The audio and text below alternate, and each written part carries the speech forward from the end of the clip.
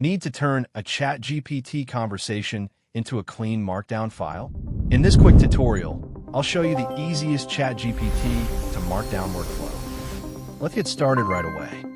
The first method is to ask ChatGPT to create the Markdown file for you. Simply open the conversation you want to export, then enter a prompt like this. Convert this entire conversation into a Markdown.md file. Now, give ChatGPT a moment to process the conversation and create the file. How long it takes will depend on the length of your chat. Once the Markdown file appears, simply click the download button to save it to your computer. And as you can see, the entire ChatGPT conversation has now been converted and saved as a Markdown file. The biggest advantage of this ChatGPT to Markdown method is that your conversation is now portable. You can import the Markdown file into Obsidian, open it in VS Code, store it in GitHub, or use it in another Markdown-compatible app. If you frequently export ChatGPT conversations to Markdown and want a faster workflow, let's look at a second method, using a browser extension.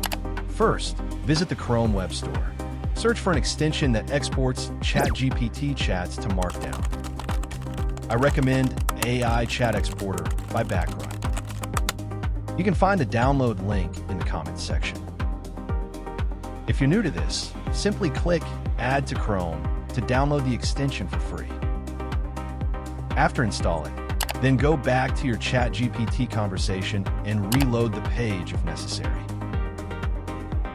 You will now see a data export option added to the ChatGPT interface in the top right corner.